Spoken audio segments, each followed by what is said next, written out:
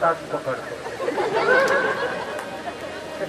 हे जे आले ना आता येऊ राहिले एक टायमावर येईल द्यायचं झालं का मावशी आहे हो आता सुरुवात आहे.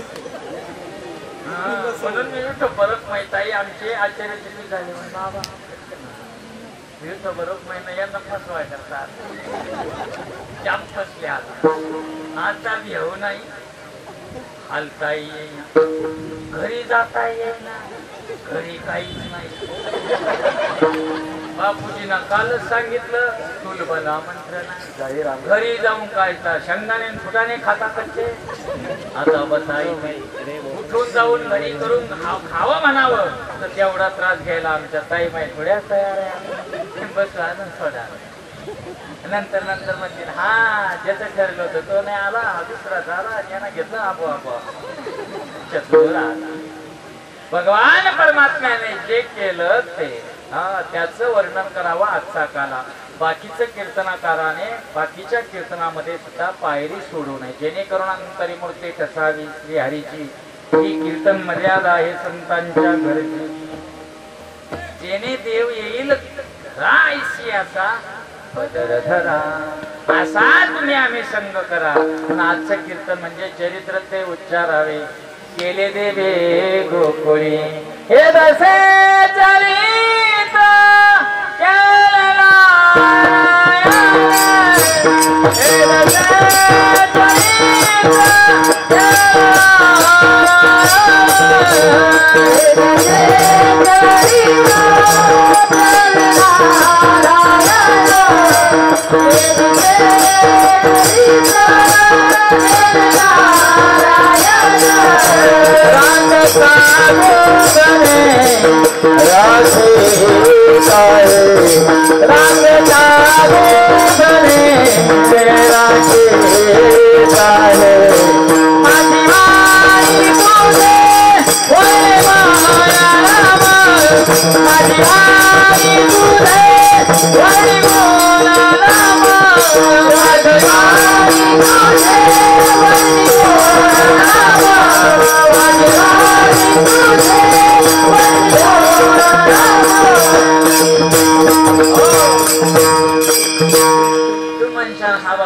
चांगला होता. अचानक यांना फुलं फेकून हल्लेच. तुम्हाला एक सांगू का मला लहान व्हायला खूप आवडतं. मी लाजतच नाही लहान व्हायला. तुम्हाला वाटेल आपण कशा स्टेटस मर म्हणतो लहान तुम्ही होता की नाही. आमच्या ताई माई बघा ज्यांना नातू आले ना नातू ते लहान होता की नाही.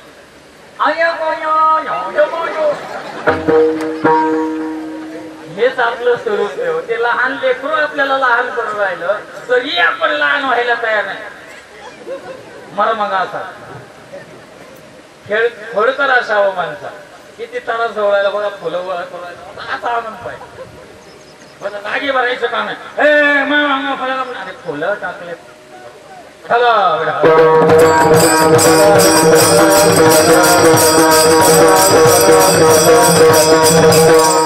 असा श्रीकृष्ण भगवान परमात्म्याने त्यानं चरित्र ते उच्चारावे. केले देवी गोकुळी जे गोकुळामध्ये भगवान परमात्म्याने केलं ना त्याचा उच्चार करा. मथुरेतला करू नये. मथुरा म्हणजे काय आहे. मथुराचा मथुरा म्हणजे मथुरा. मथुरा याचा अर्थ मीपणाची धुरा ज्याने अंगी बांधली आहे त्याला म्हणतात मथुरा. भागवतामध्ये असं वर्णन आहे बघा. ती जी मथुरा आहे तिथं कोण कोण राहत. मथुरामध्ये मेन कोण. मला पेटी वाजत होती कोणलाच येत नाही. तुम्हाला बघा आपण फुलं टाकले तुमच्या बघा. मी आता तुम्ही नाही का घरी पाहुणे आले का 2-4 पाहुणे आले का बसले का. पाहुणे असे विचित्र असतात. चांगलं सोयीला लागलं सुरतला आल्यावर तुमचं आहे ना. मग ते जरी ड्युटीला जात होते मग 400 रुपये घेतले बरोबर. भाजीपाला आणला रस्त्यावर विकला ना. एवढं मोठं केलं ना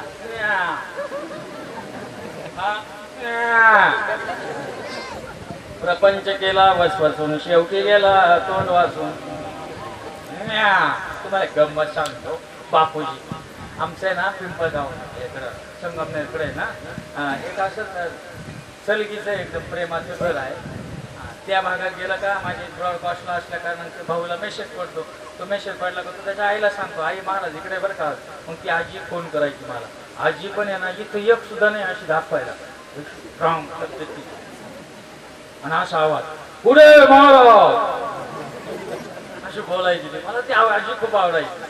ती गेली का ती मला जेवण केल्याशिवाय त्या भागात येऊनच देत नव्हती. आणि मला तिचं विशेष काय वाटायचं म्हणजे का 35 तोळे सोनं तिच्या अंगावर कायम कायम 24 तास झोपल्यावर सुद्धा ते सोनं घेऊनच झोपायची. मी तिला म्हणलं आजी एवढं सोनं आहे. ती म्हणे भाऊ मी माझ्या आनंदाला घेते लोकांच्या लग्न कार्याला सणावाराला नाही घेत म्हणून मी रोज घाल. आणि ती आजी गेली. एक दिवस गेली आता 1-2 महिन्याची गोष्ट. मला पहा सकाळी फोन आला 6:30ला.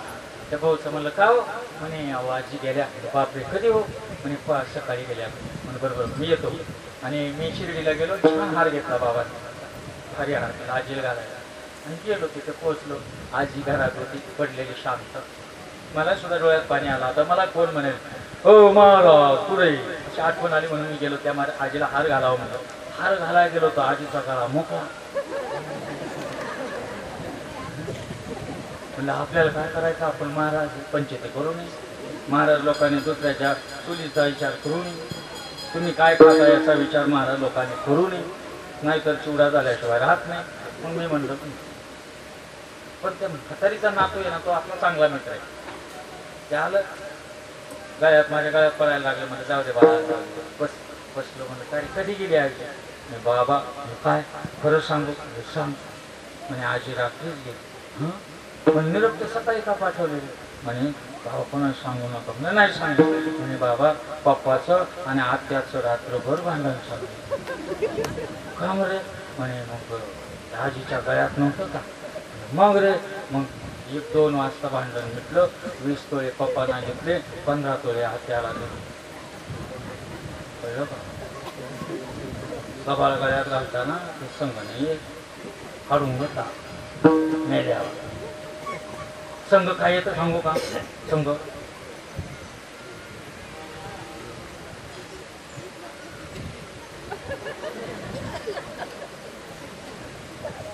येणार का नाही बरोबर ये नाही येत ये. आता माझं सावेडीला कीर्तन होतं बापूजी. आपले पुण्याचे एक साधक कीर्तनाला आलते. न पुण्याहून आले नगरला. काला झाला जेवण खावणं झाले. मग मी म्हणलं मी निघालो. तेव्हा मी पण चाललो. मला तुम्ही कशावर चालले. जातो आता स्टँडवर जातो रिक्षाने आणि तिथं गाडी धरतो. मी तुला रिक्षात सोडतो बस. रिक्षात गेलो आम्ही तिथे. त्याला गाडीत बसवलं आणि मी म्हणलं पाण्याची बाटली घ्यावा म्हणून खाली आलो. एक आहे ना एक या ताईच्या ना वयाची बाई होती. मोठमोठ्यानं रडत होती. मला खूप वाईट म्हणलं काय झालं ताई. आता काय करू मी काय झालं. मला असं वाटलं तुम्ही गेलं का.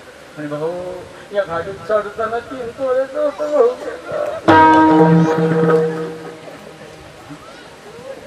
मी थोडं जाऊ द्या तुमच्या प्रारब्धात नव्हतं जेवढं नशिबात तेवढंच राहतं असं आपलं महाराज बघायचं ठोक्यानं दिलं ठोकून. मग मी सहज मांडलं. तिच्या गळ्यात मंगळसूत्र पण होतं. म्हणजे जाऊ द्या ना ते येतं वाचलं ना याला काय करतो भाऊ.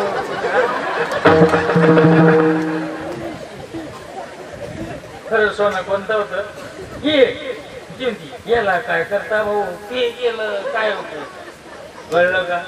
मूळचं वर्मा सोडून दिलं आणि जे नको ना त्याच्या मागे आपण लागलो म्हणून दुःख भोगतो. माझ्या गोकुळामध्ये मथुरेत ते होतं बरं कमीपणा होता. संचय करणं म्हणजे मथुरा आहे. तुमच्या घराला मथुरा करायचं का गोकुळ करायचं. काशी नका करू. काशी थोडं अवघड. काशी म्हणजे सारं घरातलं उधळून दे त्याला काशी म्हणतो आपण. बघा झाली का काशी गेली म्हणजे सारं गमावून बसणं म्हणजे काशी.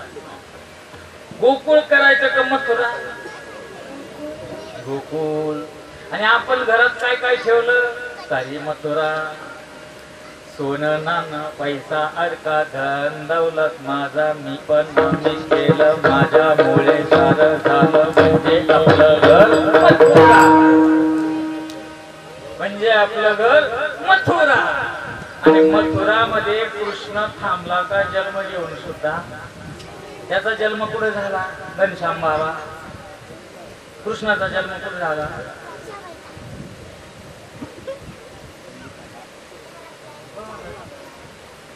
तू म्हणला ना बरोबर. मथुरा. देवाचा जन्म कुठे झाला? मथुरा. पण दाखला कुठला काढला? का काढला बरं? मी असं कीर्तनात बोललो आणि एक वर्ग उभं राहिला. याचं कारण असं आहे, महाराज कृष्णाला लहानपणी ना मथुरेमधल्या कंसाला घाबरत होता म्हणून. वा, दाखला देवानं इकडला का काढला? जिथे मी पण आहे तिथे देव. तुमच्यात आहे का? आहे का भाऊ दादा? मी पण आहे का? जा तुमच्यात देव. जेव्हा तुमचा मीपणा जाईल ना तेव्हा. आणि मीपणा केव्हा जातो? गोकुळ झाल्यावर. गोकुळात काय आहे? आनंद रे आजी आनंद रे, सभा अभ्यंतरी अवघा परमानंद रे, आनंद रे आजी आनंद. आपलं घर गोकुळ करा, आपलं घर मथुरा करू नका. मथुरेमध्ये कायम भोगाची साधना आहे परंतु दुःख आहे. परंतु गोकुळामध्ये मात्र सदैव परमसुख. काही नसतो त्या गोकुळात तरी परमसुखाचं कारण बघा. माझ्या घरात गोकुळ साध मनानंदानंद, तशी अमृताची धारण माझा सोन्याचा संसार. राजा राणी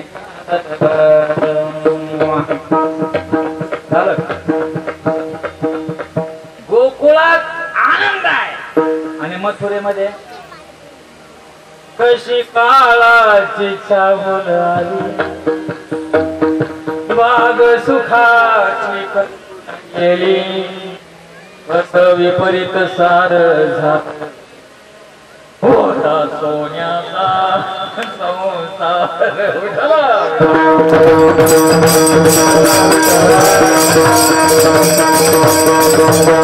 सरस्वती व्याख्या सांगतो, मथुरा म्हणजे दुःख आहे, गोकुळ म्हणजे सुख आहे.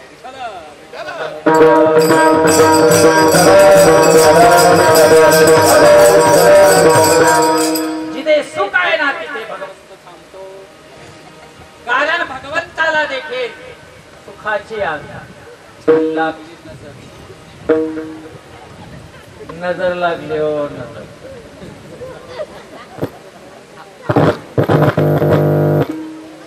हॅलो हॅलो लागली ना? नाही लागली. गेलं पहिल्यासारखं झालं. याला म्हणतात होता सोन्याचा संसार. पहिलं किती भारी होत, आता कसं झालं? आता गेलं, आता इको गेला, आता टिको गेला. हॅलो आला.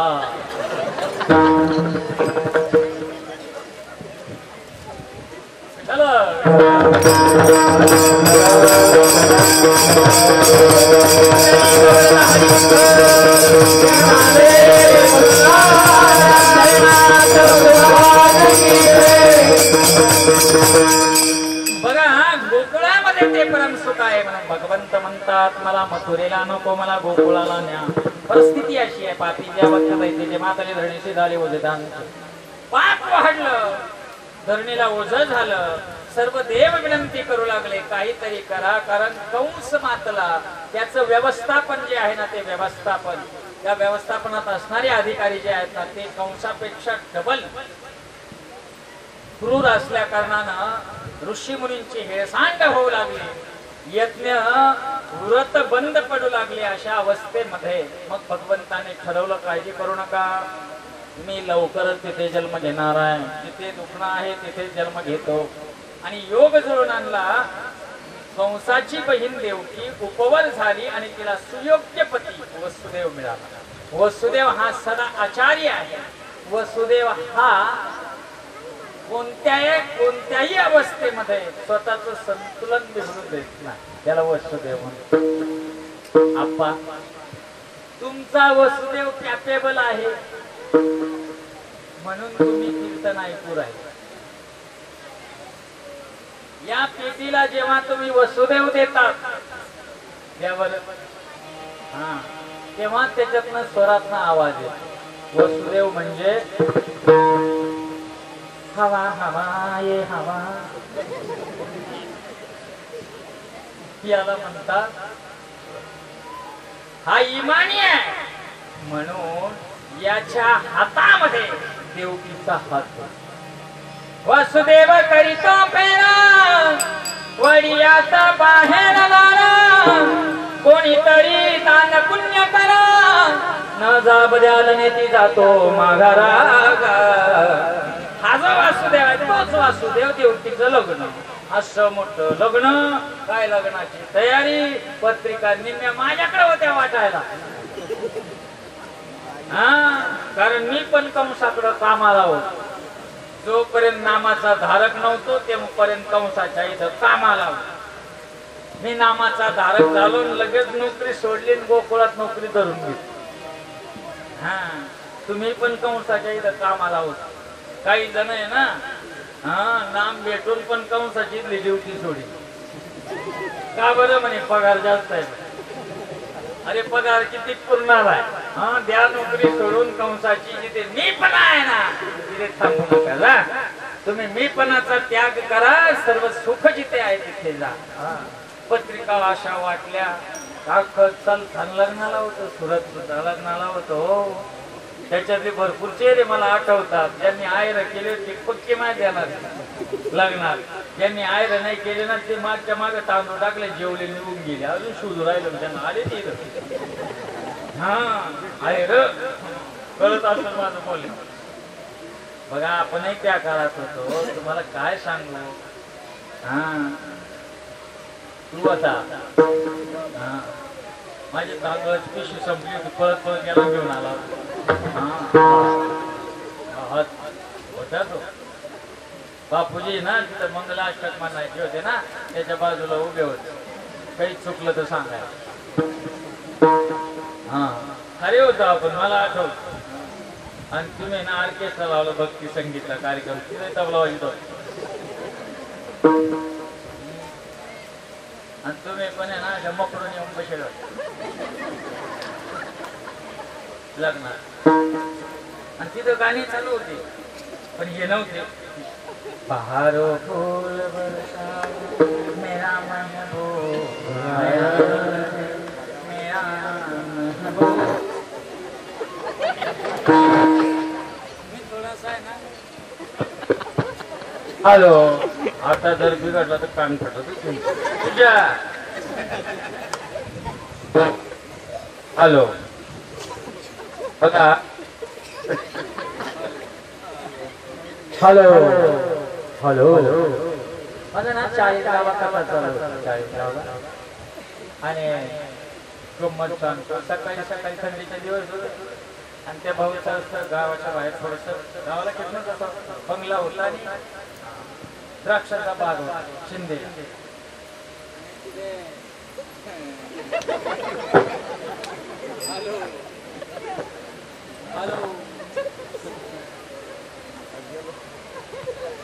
हॅलो हॅलो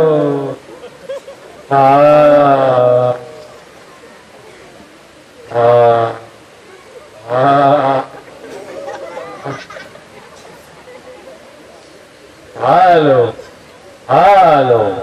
आता नाही व्हायचं. झालं. सकाळी सकाळी थोडासा आगाव बाबा आहे. मी असं ऊन पाया घेत होतो आणि खुर्चीवर बसलो होतो.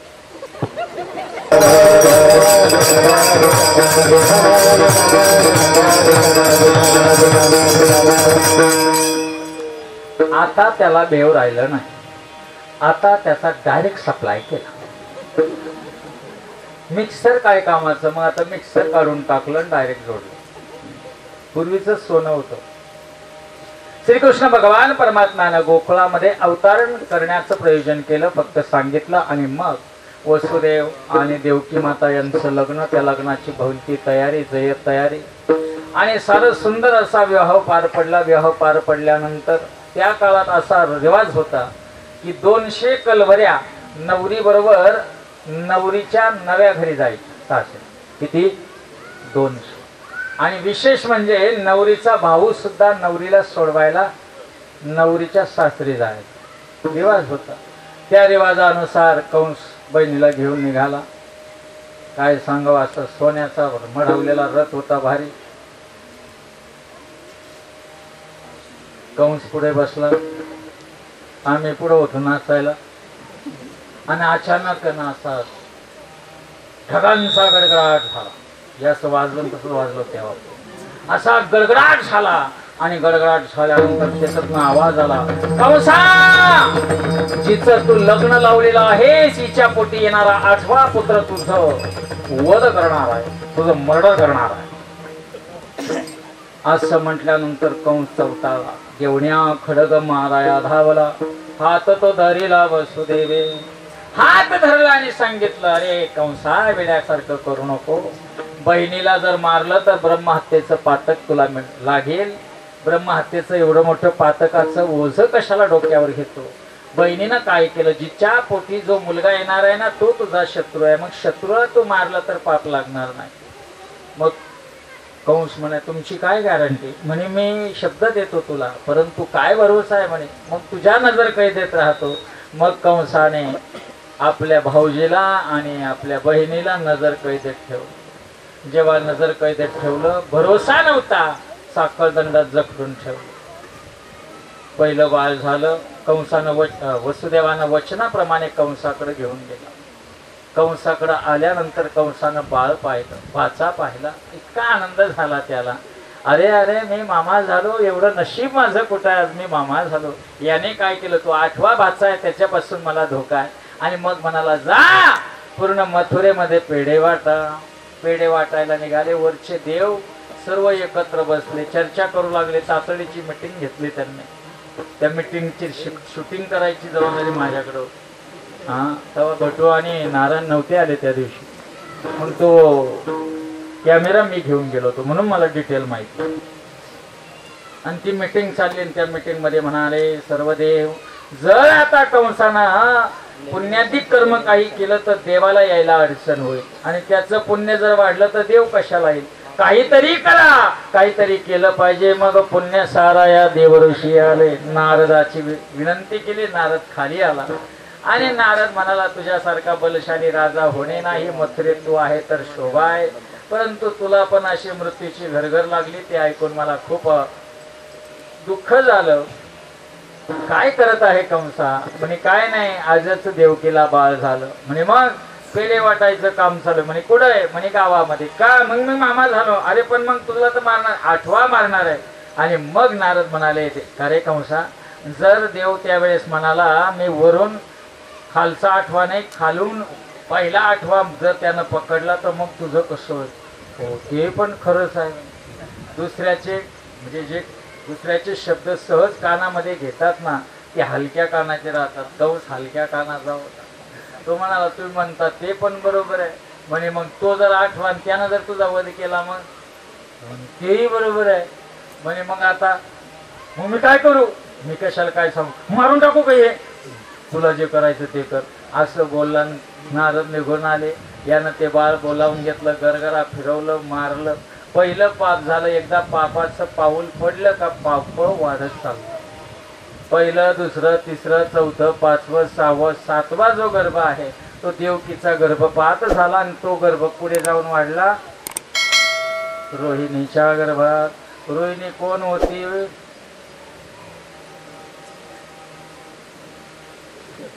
रोहिणीबद्दल कधी आम्ही विचारच केला. रोहिणी ही नंद बाबाची बहीण आणि वसुदेवाची पहिली बाई. तिच्या पोटी तो गर्भ गेला. 7वा तो बलराम दादा.